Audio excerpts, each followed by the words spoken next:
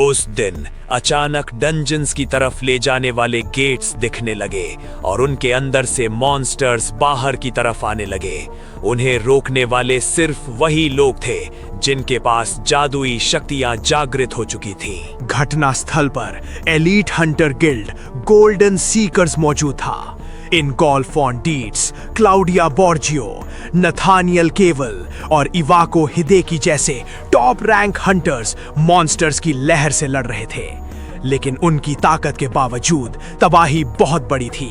हर तरफ चीख पुकार मची हुई थी और एक नागरिक जमीन पर गिरा हुआ मदद के लिए चिल्ला रहा था। अरे जल्दी करो और विक्टिम्स की मदद करो। लेकिन ये बहुत ज्यादा है। गिल्ड की हिचकिचाहट के बीच एक विशालकाय हरे मॉन्स्टर ने अपनी नजरें गिरे हुए नागरिक पर गड़ा दी और जानलेवा हमला करने के लिए अपना पंजा उठाया।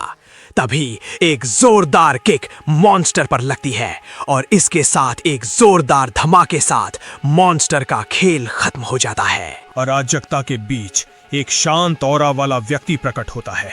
वो जमीन पर गिरे हुए नागरिक और हैरान हंटर्स को देखता है। सब ठीक तो है, मैं इसे संभाल लूंगा।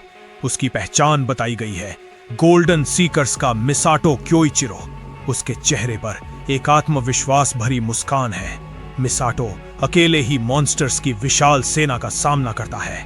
उसके हाथों से सुनहरी ऊर्जा निकलती है। एक ही पल में वो ऊर्जा के दर्जनों ब्लेड्स छोड़ता है जो मॉन्स्टर्स की भीड़ को चीरते हुए निकल जाते हैं, जिससे बड़े पैमाने पर विनाश होता है। जो हंटर्स संघर्ष कर रहे थे वे अब बस अविश्वास में देख सकते हैं। वह अविश्वसनीय है। वो अकेले ही इतने सारों का सामना कर रहा है। हंटर्स के बीच खड़ी एक महिला मिसाटो की लड़ाई का विश्लेषण करती है। अपने टाइम मैजिक से वो फ्यूचर देख सकता है। उससे पता है कि मॉन्स्टर्स आगे क्या करेंगे। वो बंदा अब इंसान नहीं रहा। मैदान के बीच में मिसाटो की सुनहरी ऑरा एक और मॉन्स्टर को खत्म कर देती है। अचानक एक और बड़ा बैंगनी गेटवे खुलता है। ठीक है। भीड़ में से एक विशालकाय जहरीले दांतों वाला सांप उसकी ओर झपटता है। तो ये आखिरी वाला है। मिसाटो अपना ध्यान उस खतरनाक बैंगनी गेटवे की तरफ मोड़ता है। इसके साथ मैं लोगों की शांति की रक्षा कर पाऊंगा। वो अपनी एनर्जी को एक जगह इकट्ठा करता है। अब मैं इस गेट को सील कर दूंगा। अचानक एक हमला होता है जो उसके स्पेल को बीच में ही रोक देता है। अप्रत्याशित हमले का फोर्स उसे हिंसक रूप से पीछे फेंक देता है और वो जमीन पर घिसटता हुआ चला जाता है। उसे गेट के अंदर फेंक दिया जाता है। ये क्या है? मैंने ऐसा भविष्य पहले कभी नहीं देखा। जब वो नजर उठाता है तो उसे गेटवे के दूसरी तरफ कई जाने पहचाने चेहरे दिखाई देते हैं। वे उसके साथी थे। क्या तुम सब इसमें शामिल थे? तुमने ऐसा क्यों किया? उनमें से एक गोरा आदमी जिसके चेहरे पर एक घमंडी मुस्कान है आगे बढ़ता है। तुम पूछते हो क्यों? ठीक इसीलिए क्योंकि तुम्हें कुछ नहीं पता कि तुम्हारे साथ यहाँ धोखा हुआ है। इस खुलासे की सच्चाई मिसाटो पर भारी पड़ती है। क्या? तुम लेवल 100 के एक मॉन्स्टर हो जो टाइम एट्रीब्यूट मैजिक इस्तेमाल कर सकता है। उसके दूसरे साथियों के चेहरों पर भी वही नफरत और डर दिखाई देता है। एक के बाद एक वे अपनी शिकायतें बताने लगते हैं। हम बस सेफली पैसा कमाना चाहते थे, लेकिन तुम लोगों की मदद करना चाहते थे और तुमने हमें इतने खतरनाक सिचुएशन में डाल दिया। गोरा आदमी अपनी बात खत्म करता है। उसकी आवाज में कोई पछतावा नहीं है। लेकिन आज आखिरी बार है, हम फिर मिलेंगे। उसके चारों ओर लाल मैजिक सर्कल चमक उठता है और उसके साथी हंसते हुए उसे अलविदा कहते हैं, जैसे वे उसे हमेशा के लिए छोड़ रहे हों। तुम सीरियस नहीं हो सकते, मुझे यहाँ से बाहर निकालो। उन्होंने मुझे ऐसे कारणों से धोखा दिया। उसे अपना समय याद आता है जब वो गोल्डन सीकर्स का सम्मानित लीडर था जो अपने साथियों से घिरा हुआ था। उसकी हर हरकत दुनिया की रक्षा करने के उसके इरादे से भरी हुई थी। तो फिर अपने ही साथी जिन्हें बचाने के लिए उसने अपनी जान जोखिम में डाली उसे धोखा देते हैं। क्यों? चारों ओर मॉन्स्टर्स उभरते हैं जो उसको खत्म करने के लिए आगे बढ़ते हैं। वो मॉन्स्टर को मारता है। डार्क एनर्जी से बने मॉन्स्टर्स के बीच सब्जेक्ट अपनी एक एबिलिटी एक्टिवेट करता है, फ्यूचर विजन। मैं यहाँ से बच सकता हूँ, मेरा फ्यूचर। लेकिन उसकी उम्मीद टूट जाती है। उसे जो फ्यूचर दिखता है वो टूटे हुए शीशे के टुकड़ों जैसा है जिसमें उसके साथियों का विश्वासघात और निराशा ही नजर आती है। वो अब मौजूद ही नहीं है ना? डार्क एनर्जी से बने मॉन्स्टर्स के झुंड ने सब्जेक्ट पर हमला कर दिया। नहीं, ये वो फ्यूचर नहीं हो सकता जो मैंने देखा था। अपनी किस्मत को नकारते हुए उसने अपनी बची हुई सारी ताकत को अपनी मुट्ठी में इकट्ठा किया, जिससे गोल्डन लाइट चमकने लगी। मैं इसे बदल दूंगा। वो मॉन्स्टर के विशाल सेना के ऊपर अकेले ही हमला करता है। वो थका हुआ है, उसकी बॉडी बेजान होकर जमीन पर गिर पड़ी, खून बहने लगा। आखिरकार मैं फ्यूचर नहीं बदल सका। लगता है कोई चॉइस नहीं है। चारों तरफ से मॉन्स्टर्स की भीड़ ने उसे घेर लिया था। खून से लथपथ आसमान के नीचे हार निश्चित लग रही थी। लेकिन अपनी डेथ को एक्सेप्ट कर लो है। हालांकि उसकी आंखों में निराशा की जगह एक नई आग जल उठी। उसने इस किस्मत को मानने से इनकार कर दिया। मैं ऐसे ही नहीं मरूंगा। उसके हाथ से गोल्डन एनर्जी निकली। उसने एक मॉन्स्टर का सिर पकड़ लिया। उसकी पकड़ अटूट थी। मैं री इनकारनेट करूंगा और भी स्ट्रॉन्ग बनूंगा। उसकी पकड़ में मॉन्स्टर का सिर, उसकी आंखें गुस्से में जल रही थी। मैं अपनी स्ट्रेंथ के पीक पर पहुंचूंगा और उनसे अपना बदला जरूर लूंगा। ये गुस्सा, ये निराशा, उसने अपनी बची खुची हर शक्ति को इस अंतिम कार्य में लगा दिया। उस दिन तक जब मैं अपने अफसोस का बदला ले सकूं। ऊर्जा की एक लहर बाहर की ओर फैली जो आसपास के सभी मॉन्स्टर्स को भस्म कर रही थी। एक कान फाड़ देने वाली गूंज के साथ गोल्डन लाइट के बिखरने के साथ ही चेतना एक नए शरीर में जाग उठती है। एक सादा सा कमरा। वो बिस्तर से उठता है और शीशे में अपने नए चेहरे को देखता है। लगता है रीइंकारनेशन काम कर गया। उसके होठों पर एक हल्की मुस्कान उभरती है और वो अपने नए हाथ को देखता है।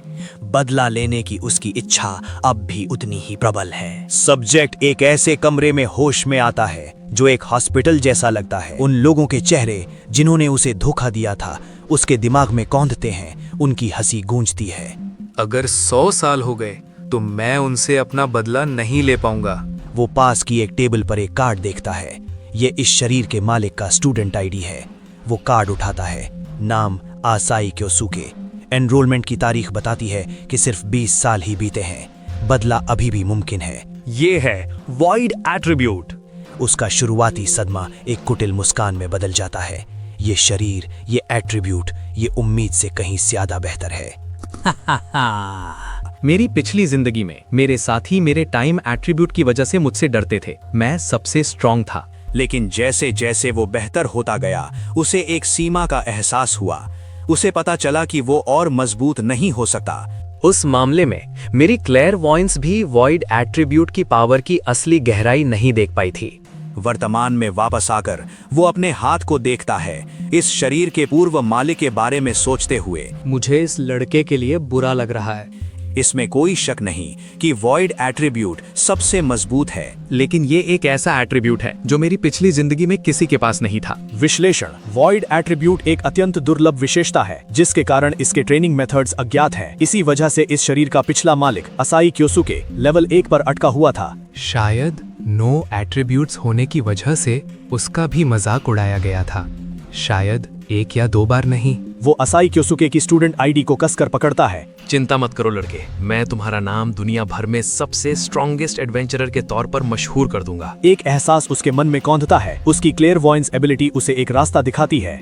मेरी क्लेयरवॉयंस की वजह से मुझे पता है कि वॉइड एट्रीब्यूट को कैसे ट्रेन करना है। सब्जेक्ट के चारों ओर वॉइड एट्रीब्यूट की ऊर्जा घूम रही है। इस पावर के साथ मैं एब्सोल्यूट स्ट्रॉन्गेस्ट बनूंगा। और वो अपनी मुट्ठी भींचता है। उसके दिमाग में उन गद्दारों के चेहरे घूम रहे हैं जिन्होंने उसे मारा था। मैं उन गद्दारों को मुझे धोखा देने और मेरी मौत का कारण बनने पर पछताने पर मजबूर कर दूंगा। बदले की जलती हुई आग एक ठंडे सोचे समझे संकल्प में बदल जाती है। उसे एहसास होता है कि सिर्फ नफरत काफी नहीं होगी। उनसे बदला लेने के लिए मुझे पहले लेवल अप करना होगा। वर्तमान क्षण में लौटे हुए उसका शरीर शांत हो जाता है। उसका मन अपनी नई शक्ति के सार को समझने के लिए गहराई में उतरता है। द वॉइड एट्रीब्यूट, जैसा कि नाम से पता चलता है, ये निहिलिटी को कंट्रोल करने वाला मैजिक है। इसका एसेंस किसी की इमेजिनेशन को रियलिटी में प्रोजेक्ट करने की एबिलिटी में है। ये कॉन्सेप्ट उसके दिमाग में बैठ जाता है। एनर्जी उसके चारों ओर घूमती है, जो उस एब्स्ट्रैक्ट पावर का एक विजिबल मैनिफेस्टेशन है जिसे वो अब समझता है। सब्जेक्ट कल्पना और वास्तविकता के बीच के अंतर पर विचार करता है। इमेजिन करना एक सार्वभौमिक क्षमता है, लेकिन इसे वास्तविकता में बदलना मुश्किल है। खुशकिस्मती से ये बॉडी बुरी तरह से घायल है। वो अपनी घायल अवस्था को अपनी नई शक्ति के परीक्षण के लिए एक अवसर के रूप में देखता है। वो ध्यान केंद्रित करता है। इसे विजुअलाइज करो। हर एक सेल को मैजिक से रिस्टोर होते हुए विजुअलाइज करो। सब्जेक्ट का विजुअलाइजेशन असर दिखाता है। गोल्डन एनर्जी पार्टिकल्स उसके डैमेज्ड सेल्स पर जमा होते हैं, उन्हें वापस एक साथ बुनते हैं। बाहरी घाव रिस्टोरेटिव लाइट के नीचे सील हो जाते हैं और गायब हो जाते हैं। अच्छा, इसने काम किया। क्योंकि ये सिर्फ एक बेसिक कास्टिंग है, रिकवरी की स्पीड उतनी अच्छी नहीं है। मेरे अंदरूनी हिस्से पूरी तरह से ठीक नहीं हुए हैं। सब्जेक्ट का एनालिसिस ये निष्कर्ष निकालता है कि टेक्निक फंक्शनल है, लेकिन इसमें सुधार की आवश्यकता है। अगर इसे कई बार इस्तेमाल किया जाए तो लेवल बढ़ जाएगा। बढ़ी हुई प्रोफिशिएंसी के साथ इमेजिनेशन को रियलिटी में बदलने की फंडामेंटल एबिलिटी में भी सुधार होगा। इसका अर्थ है भविष्य की क्षमताएं जो एलिमेंटल फोर्सेस के मैनिपुलेशन तक फैली हुई हैं, जो सीधे यूजर के दिमाग से कॉम्प्लेक्स कंस्ट्रक्ट्स को प्रोजेक्ट करती है। सब्जेक्ट की एबिलिटी की समझ का दायरा बढ़ता है। ये इस समझ के माध्यम से है कि विभिन्न प्रकार के मैजिक का निर्माण और उपयोग संभव हो जाता है। आखिरकार ये उस पॉइंट पर पहुंच जाएगा जहां मेरे मन में बनी इमेज हकीकत में ठीक वैसी ही पूरी तरह से साकार हो सकती है। इस एहसास से सब्जेक्ट के होठों पर एक हल्की आत्मविश्वासी मुस्कान आ जाती है। उसका ध्यान अचानक बाहरी दुनिया की ओर खिंच जाता है। तुम आखिर जाग गए? अभी मत हिलो। एक मॉन्स्टर के अटैक में तुम्हें बहुत चोटें आई हैं। अच्छा, तो इस लड़के के साथ ये हुआ था। सब्जेक्ट का व्यवहार शांत है। डॉक्टर सब्जेक्ट की हालत से अनजान अपनी बात जारी रखता है। और किसी तरह इन हालातों में भी तुम जाग गए। ये तो ऐसा है जैसे सेंटिस ने तुम पर कोई चमत्कार किया हो। तुम्हारा सेंटेंस से क्या मतलब है? इस सवाल पर डॉक्टर की आंखों में अविश्वास साफ दिखाई दे रहा है। वो हैरान है। तुम्हें नहीं पता पेंटाग्राम सेंट्स की सेंटिस? मैं पेंटाग्राम सेंट्स को भी नहीं जानता। सब्जेक्ट के सीधे जवाब से डॉक्टर एक पल के लिए शांत हो जाता है। वो स्थिति को समझने की कोशिश करता है। ठीक है, तुम्हें अभी अभी होश आया है। तुम्हारा कंफ्यूज होना नॉर्मल है। ठीक है, तो ये तय हुआ। तुम्हारा पूरा एग्जामिनेशन होगा। मैं जाकर जरूरत का सामान तैयार करता हूँ, तुम यहीं रुको। डॉक्टर के कमरे से निकलते ही सब्जेक्ट अकेला रह जाता है। वो हाल ही में सुने गए शब्दों पर विचार करता है, सेंटेंस और पेंटाग्राम सेंट्स। सब्जेक्ट का लॉजिकल निष्कर्ष ये है कि ये पिछले 20 वर्षों में उभरे नए क्लैंस या एडवेंचरर्स होने चाहिए। लेवल अप करना आवश्यक है, लेकिन प्राथमिकता वर्तमान समय की जानकारी इकट्ठा करना है। वो पास रखे रिमोट को उठाता है और टेलीविजन ऑन करता है। आज का स्पेशल एडिशन 20 साल पहले हुई एसएसएस क्लास डंजन डिजास्टर के बारे में है। स्क्रीन पर मॉन्स्टर्स की भीड़ दिखाई देती है। सब्जेक्ट के लिए ये एक परिचित दृश्य है। ये वही घटना है जहां उसे धोखा दिया गया था। उस तबाही का गुनहगार था। टेलीविजन स्क्रीन पर सब्जेक्ट की अपनी ही इमेज दिखाई देती है। उसका दिमाग खाली हो जाता है। वो इस जानकारी को प्रोसेस नहीं कर पा रहा है। क्या मैं गुनहगार था? इसका क्या मतलब है? रिपोर्ट जारी रहती है जिसमें बताया गया है कि मिसाटो ने भविष्य की आपदा का अनुमान लगा लिया था, लेकिन उसने दुनिया पर राज करने के लिए इस जानकारी को छुपाए रखा। लेकिन गोल्डन सीकर्स के दूसरे मेंबर्स ने उसे रोक दिया। आज उन्हें महान हीरोज के रूप में जाना जाता है, जिन्हें पेंटाग्राम सेंट्स कहते हैं। स्क्रीन पर उन हीरोज की तस्वीरें चमकती हैं। रिपोर्ट का निष्कर्ष है कि एक भयंकर लड़ाई के बाद मिसाटो क्योइचिरो हार गया और डंजन को सफलतापूर्वक सील कर दिया गया। टेलीविजन बंद हो जाता है, जिससे कमरा खामोशी में डूब जाता है। सब्जेक्ट बिना हिले डुले खड़ा है, सुनी हुई बातों को प्रोसेस कर रहा है। वो गुस्से से कांपते हुए अपना सिर पकड़ लेता है। उसके दिमाग में विश्वासघात की तस्वीरें कौंधती हैं। उन्होंने सिर्फ मुझे धोखा ही नहीं दिया, मेरी इज्जत को मिट्टी में मिला दिया। उन्होंने मेरी बलि दे दी और फिर बेशर्मों की तरह सारे इनाम ले लिए। सब्जेक्ट की यादों में उसके पुराने साथियों की तस्वीरें कौंधती हैं, जिन्हें अब दुनिया हीरो मानकर पूज रही है। तथाकथित हीरो।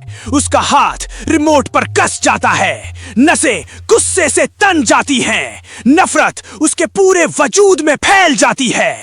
उसकी आंखें एक अलौकिक लाल रोशनी से चमकती हैं। उसका चेहरा बदले की आग में विकृत हो जाता है।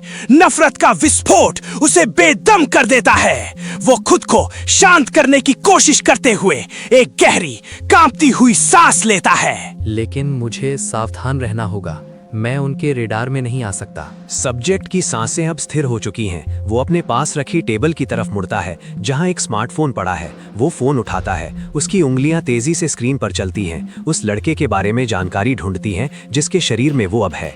ये लड़का जिस एकेडमी में पढ़ता है वो है। जैसा मैंने सोचा था।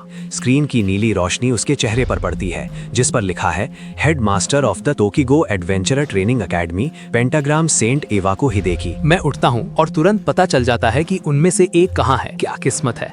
सब्जेक्ट बिस्तर के किनारे पर बैठ जाता है। उसकी उंगलियां उसके ठुड्डी को छूती हैं। उसकी आंखों में एक शिकारी जैसी ठंडक है। हालांकि इवाको एक शातिर आदमी है, वो अपनी कमजोरियों को इतनी आसानी से दिखाने वालों में से नहीं है। सब्जेक्ट स्टूडेंट आईडी कार्ड को घूरता है। उस पर असाई क्योसुके लेवल 1 लिखा है। अभी लेवल्स में डिफरेंस बहुत ज्यादा है, उसे अभी हराना नामुमकिन है।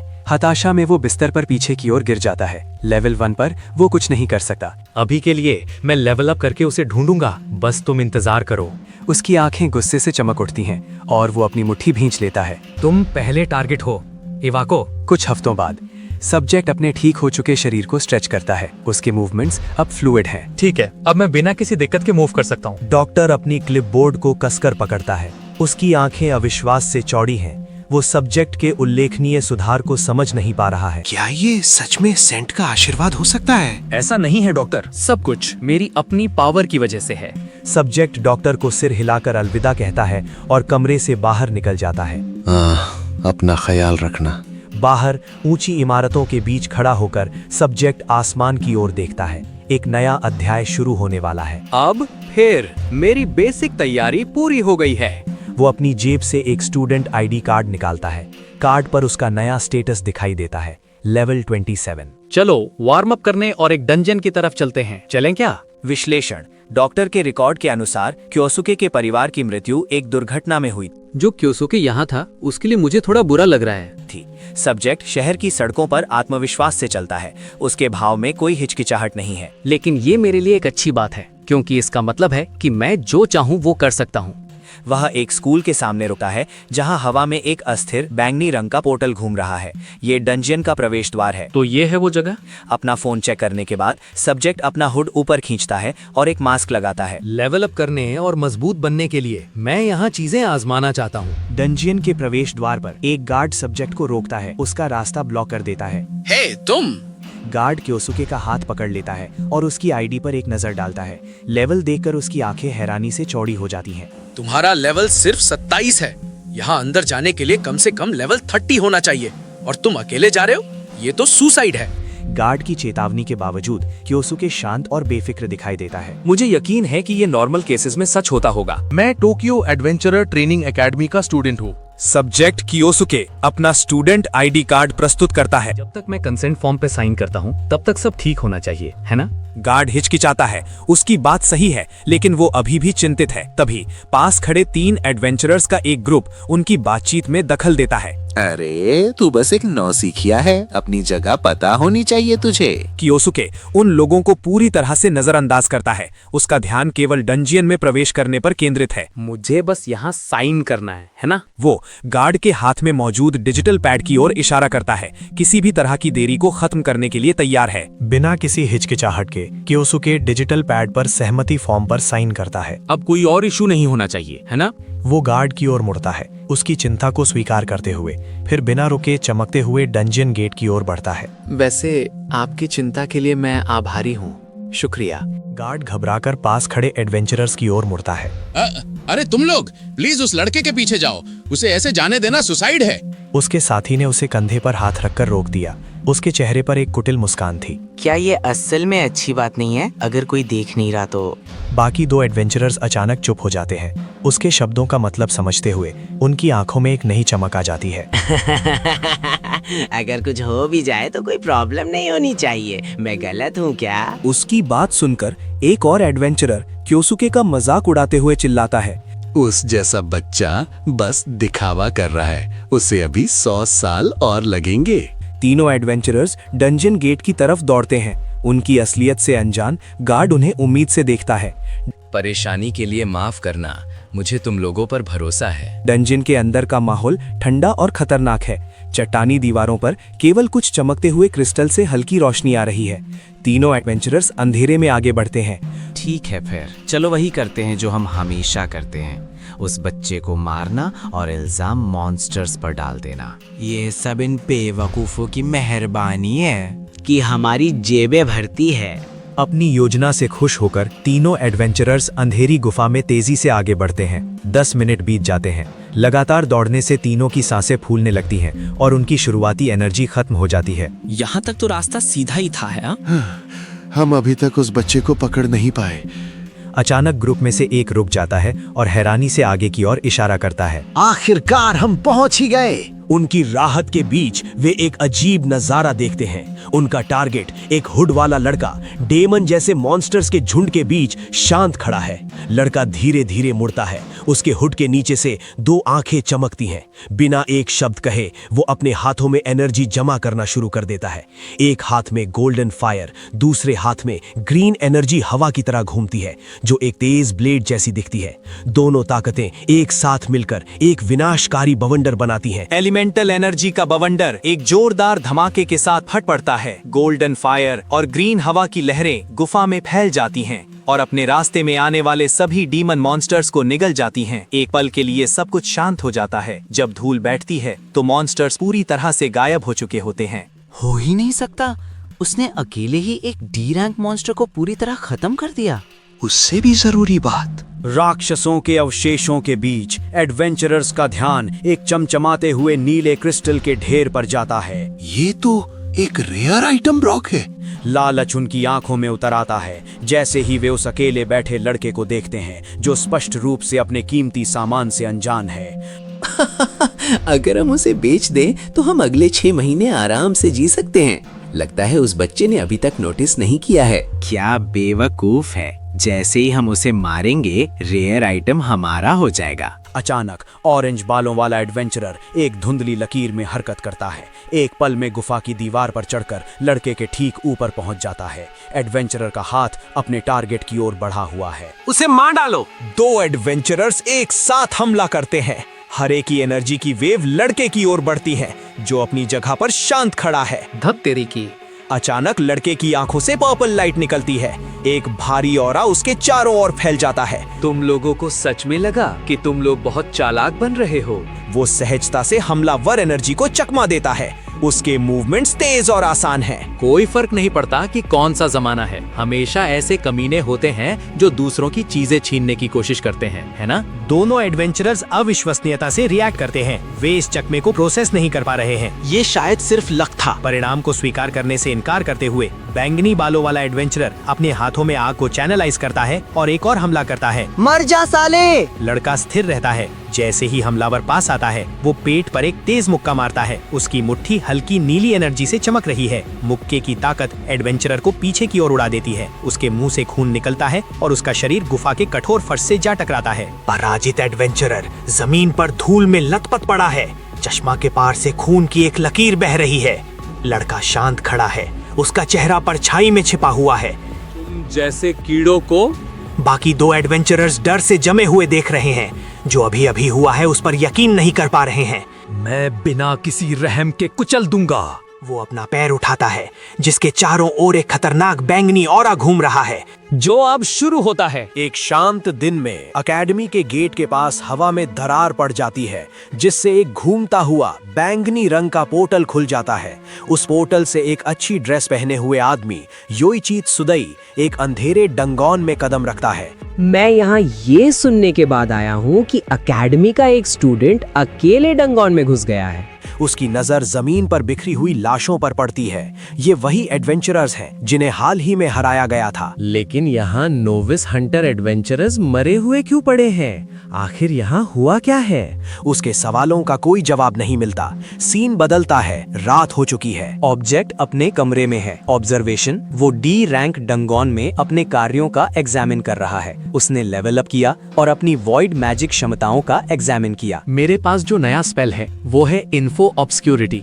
उसका स्टूडेंट आईडी कार्ड उसके लेवल को ए के रूप में दिखाता है, जो उसके असली लेवल 27 को छुपाता है। ये क्षमता डंगोन एंट्री रिकॉर्ड्स को भी मिटा सकती है। ये काफी यूजफुल है। ठीक है, कल एकेडमी में मेरा पहला दिन है।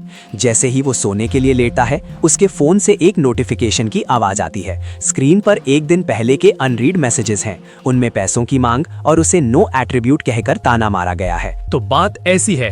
अगली सुबह सूरज की रोशनी एकेडमी की बड़ी इमारत पर पड़ती है। स्टूडेंट्स कैंपस में प्रवेश कर रहे हैं। एकेडमी के रास्ते पर सब्जेक्ट क्योसुके को एक जानी पहचानी आवाज रोकती है। क्योसुके? ये असाही करिन है, उसकी एक क्लासमेट। वो एक ब्राइट स्माइल के साथ हाथ हिलाती है। उसकी चिंता साफ दिख रही है। Good morning. अब तुम बेहतर फील कर रहे हो? थैंक्स, मैं अब ठीक हूँ। मैं खुश हूँ। मैं सच में वरीड थी, तुम्हें पता है ना? उनकी बातचीत एक घमंडी आवाज से बाधित होती है। 3 स्टूडेंट्स का एक ग्रुप उनके पास आता है। उनका इरादा हॉस्टाइल लगता है। Well, looky here. अगर ये वो नो एट्रीब्यूट नहीं है जो बस मौत से बाल बाल बचा है। लीडर, जिसके चेहरे पर एक लालची मुस्कान है, क्योसुके से पैसे मांगने की तैयारी करता है। जो तुम जरूर लाए होगे, है ना? मेरे पास अभी पैसों की थोड़ी कमी है। उसी वक्त सब्जेक्ट मितासो क्योइचिरो अपने फोन पर आए धमकी भरे मैसेजेस देखता है। ये वही बाहर असाही करिन उन बुलीज को रोकने की कोशिश करती है जो क्योसुके को घेर रहे हैं। इसे रोको, क्योसुके अभी अभी हॉस्पिटल से डिस्चार्ज हुआ है। ये देखकर क्योइचिरो गुस्से में आगे बढ़ता है। वो करिन के सामने आकर उसे बचाता है और बुलीज का सामना करता है। थैंक्स, पर मैं ठीक रहूंगा। बुलीज उसे एक नो एट्रीब्यूट वाला कमजोर लड़का कहकर उसका मजाक उड़ाते हैं। मैं तुझे याद दिलाता हूँ कि तू बस एक यूजलेस नोबडी है जो ठीक से मैजिक भी यूज नहीं कर सकता। क्योइचिरो पलटकर उन्हें एक चेतावनी भरी नजर से देखता है। तुम लोगों को अपनी जगह याद दिलाने की जरूरत है।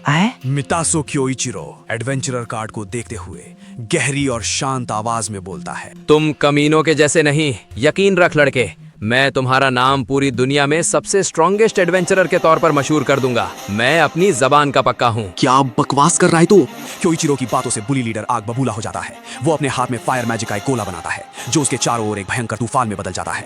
इस एक्शन को देखकर असाही करिन का चेहरा पीला पड़ जाता है। नहीं, डंजन्स के बाहर मैजिक यूज करना स्कूल रूल्स के खिलाफ है। चुप कर, बिना किसी एट्रीब्यूट वाला टैलेंटलेस कचरा मुझसे पंगा लेकर गलती कर रहा है। ये ले। विश्लेषण, बुली लीडर आग एक विशाल गोले को क्योइचिरो की तरफ फेंकता है। मैजिक प्रोजेक्टाइल उच्च वेग से यात्रा कर रहा है। क्योइचिरो का चेहरा शांत है। वो आने वाले हमले का सामना करने के लिए अपना दाहिना हाथ उठाता है। उसके हाथ से एक नीली ऊर्जा निकलती है। विश्लेषण, विरोधी ऊर्जाओं के टकराव से एक बड़ा गोल्डन एक्सप्लोजन होता है जिससे आसपास का क्षेत्र अंधाधुंध रोशनी से भर जाता है। हो ही नहीं सकता। क्या ये वही मैजिक नहीं था? वो कब से इसका इस्तेमाल करने में कैपेबल हो गया? धूल और धुएं के बीच में से क्योइचिरो बिना एक भी खरोच के बाहर निकलता है। उसका चेहरा पूरी तरह से भावहीन है। बस इतना ही? Damn it! लीडर, जो अब घबरा गया है, अपने डरे हुए साथियों पर चिल्लाता है जो डर से पीछे हट रहे हैं। तुम लोग बस वहाँ खड़े मत रहो, जल्दी करो और उससे निपटो। 2 अलग-अलग जादुई ऊर्जाएं, एक ग्रीन और एक ब्लू, क्योइचिरो की ओर बढ़ती हैं। जवाब में क्योइचिरो शांति से उन्हीं 2 एनर्जी को अपने हाथों से छोड़ता है। What the hell? ये कितने मैजिक एट्रीब्यूट्स का इस्तेमाल कर सकता है? क्योइचिरो बिना किसी एक्सप्रेशन के उन पर नीचे देखता है। क्या तुम लोग सैटिस्फाइड हो? तो फिर अब मेरी बारी है। ऑब्जेक्ट क्योइचिरो, वो अपने चारों ओर जलती हुई आग में से अविचलित होकर आगे बढ़ता है। उसकी चाल शांत और खतरनाक है। चिंता मत करो, कम से कम मैं तुम्हें मारूंगा नहीं। बुलीज डर से कांपते हैं। ब्लॉन्ड बालों वाला आदमी एक चीख निकालता है जबकि लीडर मदद के लिए पुकारने की कोशिश करता है, लेकिन उसके शब्द अधूरे रह जाते हैं। क्योसुके ने तुमसे मदद मांगी थी, है ना? एक बार में क्योइचिरो दूरी को खत्म कर देता है। वो ब्लॉन्ड बुली को उसके कंधा से पकड़ता है। और तब तुमने क्या किया? खैर, मुझे तुम्हारा जवाब सुनने की जरूरत नहीं है। क्योइचिरो की पकड़ सख्त हो जाती है। तुम्हारे जैसे कीड़े वैसे भी हमेशा एक ही बात बकते हैं। वो बुली को जमीन से ऊपर उठाता है। उसकी पकड़ अटूट है। पीड़ित की आंखों में आतंक है। एक आंसू उसके गाल पर लुढ़क रहा है। और इसीलिए चाहे तुम कुछ भी उगल दो, मैं इस मुट्ठी को। उसकी दूसरी मुट्ठी में आग धधक उठती है जो हमला करने के लिए तैयार है। नीचे आने से नहीं रोकूंगा।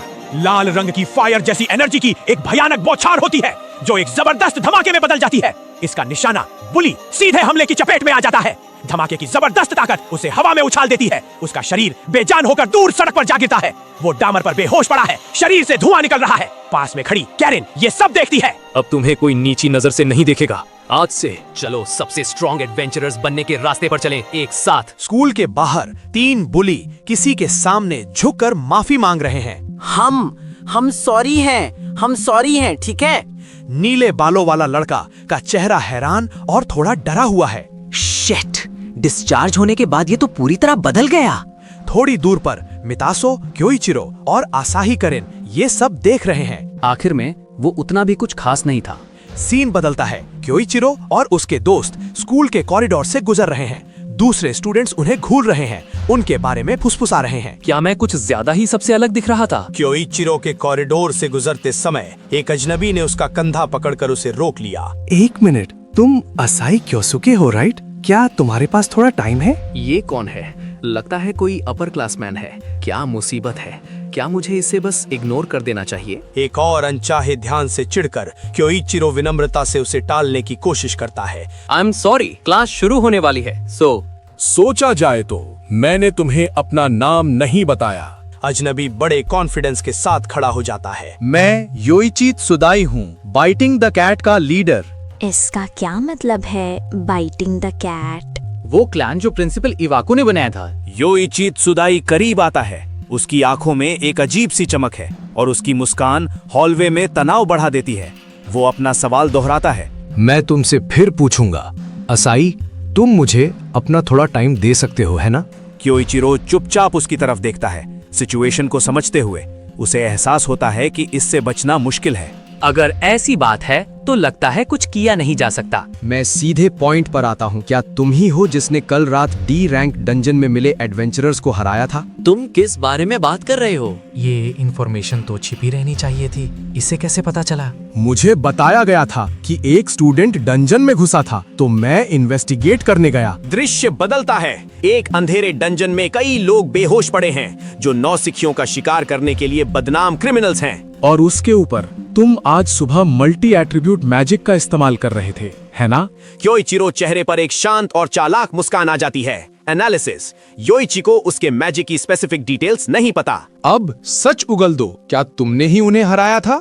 क्योइचिरो शांति से अपना बैग कंधे पर डालता है, मुड़कर जाने की तैयारी करते हुए। क्योंकि आज सुबह मुझ पर अचानक अटैक हुआ था। मुझे सच में याद नहीं कि क्या हुआ। मैं सच में सिर्फ लेवल 1 हूँ, तो मेरे लिए ऐसा कुछ करना नामुमकिन है। क्योइचिरो अपना स्टूडेंट आईडी कार्ड दिखाता है। योइची त्सुदाई हैरानी से उसे देखता है।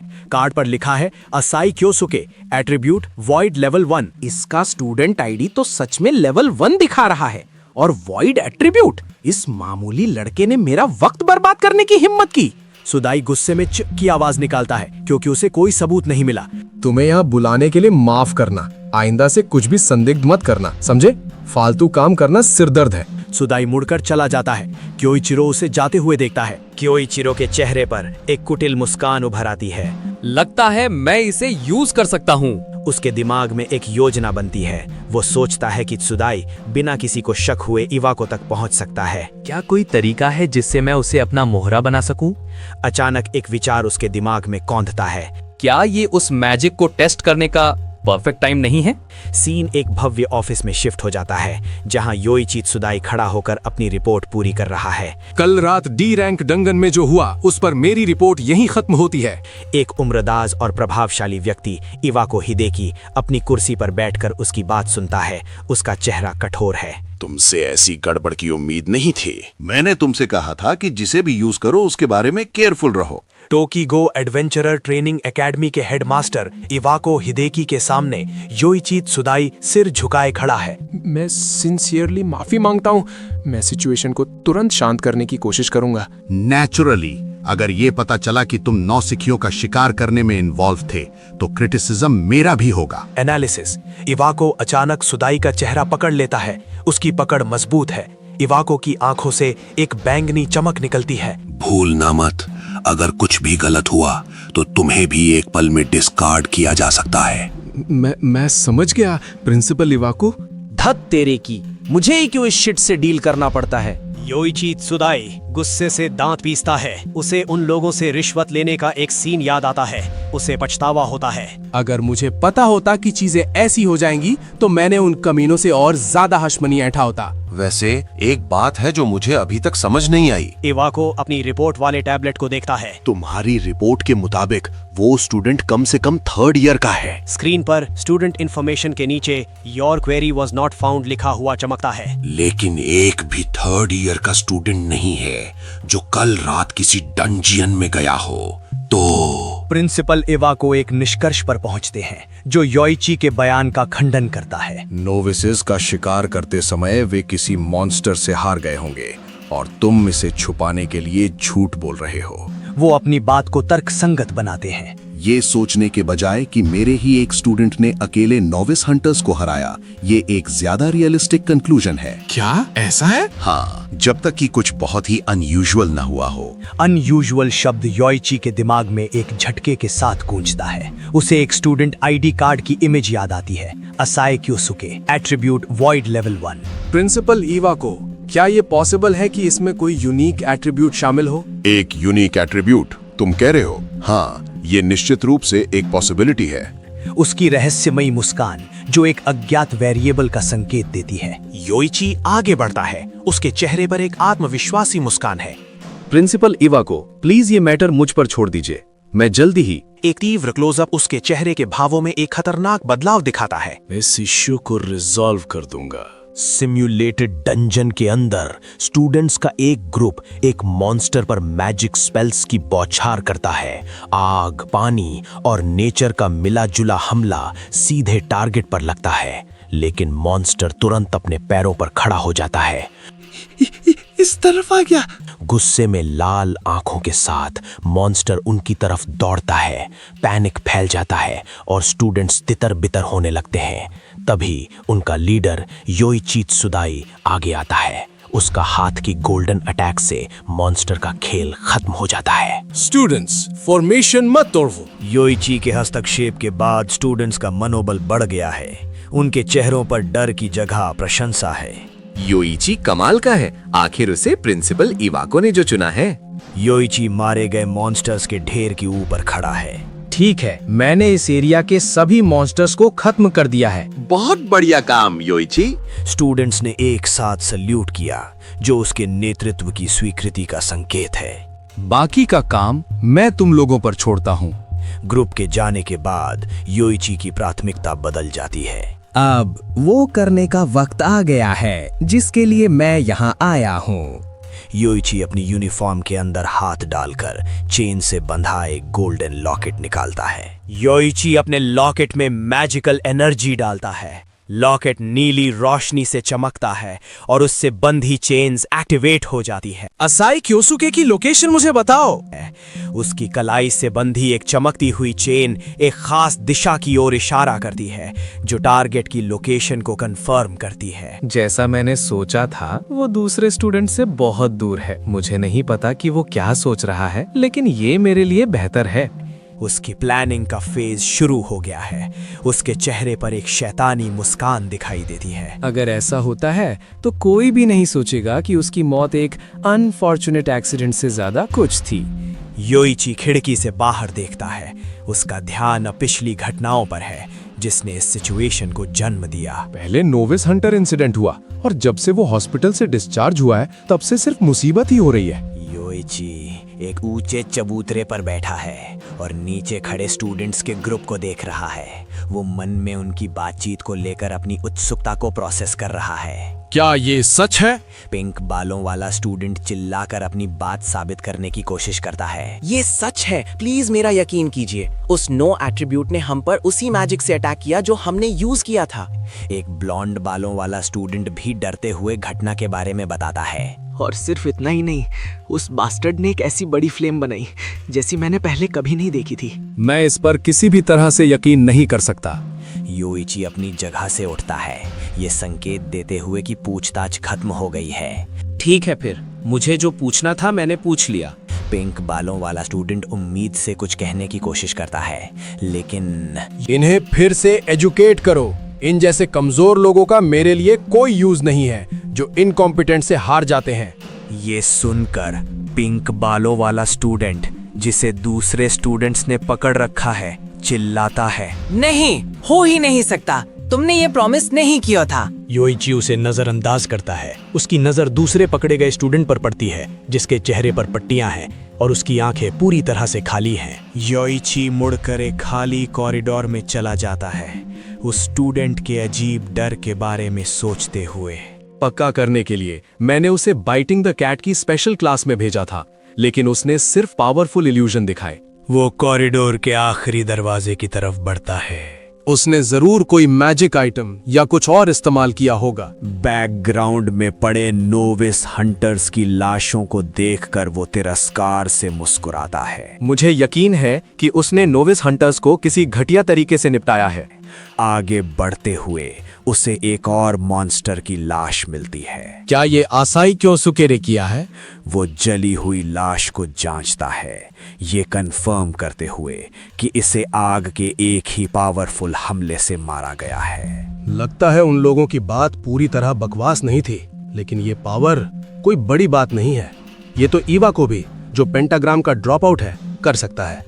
अभी के लिए मेरे पास उसकी बात मानने के अलावा कोई चारा नहीं है, लेकिन एक दिन मैं उसे पार कर जाऊंगा और फिर मैं पेंटाग्राम के रूप में उसकी जगह लूंगा और दुनिया पर राज करूंगा। एक कुटिल मुस्कान उसके चेहरे पर फैल जाती है और उसके गले से एक अजीब दबी हुई हंसी निकलती है। कुकू कुकू। एक अंधेरे गलियारे में चलते हुए वो अपने अगले कदमों के बारे में सोचता है। लेकिन उस मकसद के लिए किसी को भी नोविस हंटर्स के साथ मेरे कनेक्शन के बारे में पता नहीं चलना चाहिए। उसका ध्यान आसाई क्योसुके पर जाता है, जिसे वो भविष्य के लिए एक खतरा मानता है। मुझे ये सुनिश्चित करना होगा कि उसके साथ एक छोटा सा दुर्भाग्यपूर्ण हादसा हो जाए। उसे यहीं कहीं कोने में होना चाहिए। लेकिन जो वो देखता है उसके लिए वो तैयार नहीं था। कोने के उस पार क्योइचिरो आखिरी बचे हुए मॉन्स्टर्स को खत्म करता है।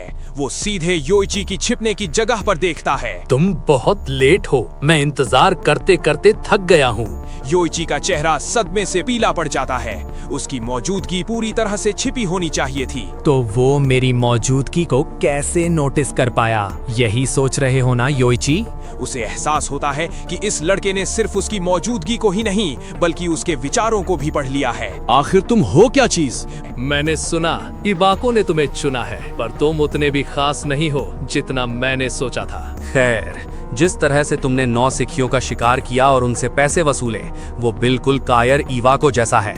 ये सुनकर योइची का चेहरा पीला पड़ जाता है। उसकी सांसें अटक जाती हैं। क्या? तुम्हें ये कैसे पता? मितात्सो उसे ऊपर से घूरता है। उसका साया भयभीत योइची पर पड़ रहा है।